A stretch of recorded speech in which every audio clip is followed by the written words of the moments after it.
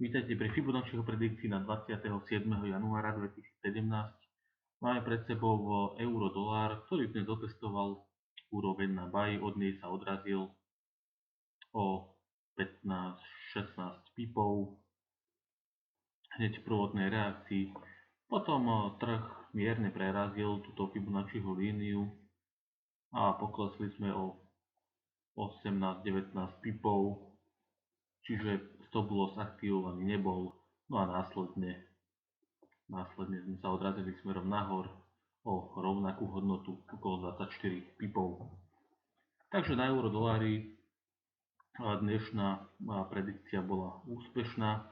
Poďme sa pozrieť na zajtrajší deň, ako to vyzerá. Máme len jednu predikciu, a to na nákupnú na úrovni 1,0626. Poďme sa pozrieť na DAX, ktorý dnes testoval Fibonacciho líniu na predaj na úrovni 11881,5. Otestovali ju, išli sme vyššie o 12 pipov, no a následne trh sa stiahol v prvotnej reakcii o 30 pipov, no a keď to zmeriame celkovo, tak o 60 pipov, čo už je pomerne slušne. Včera som spomínal to, že dnes trh buď bude rásť, alebo pôjde do strany v úzkom pásme, že je najmenšia pravdepodobnosť klesania.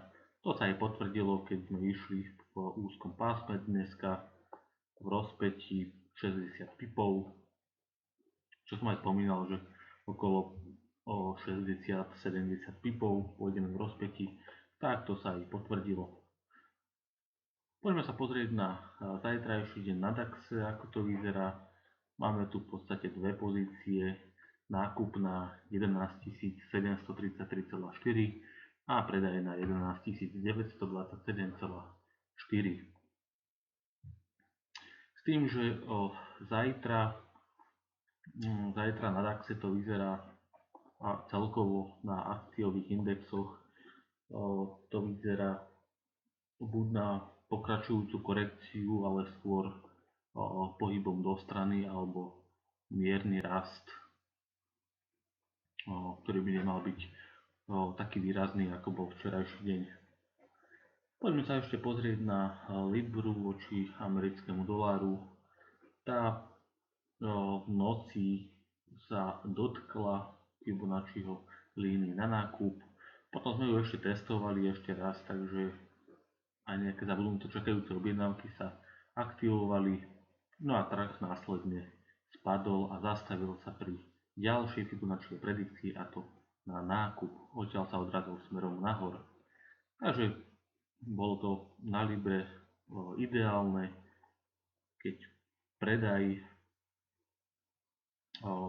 pozície mohli zarobiť okolo tých 100 pipov, no a nákupné išli o 50 pipov, čiže nejakých 150 pipov sa dalo zarobiť na Fibonacciho predikciách na Libre.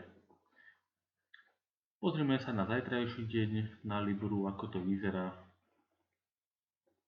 Máme tu len jednu pozíciu, a to predajnú na úrovni 1,2695.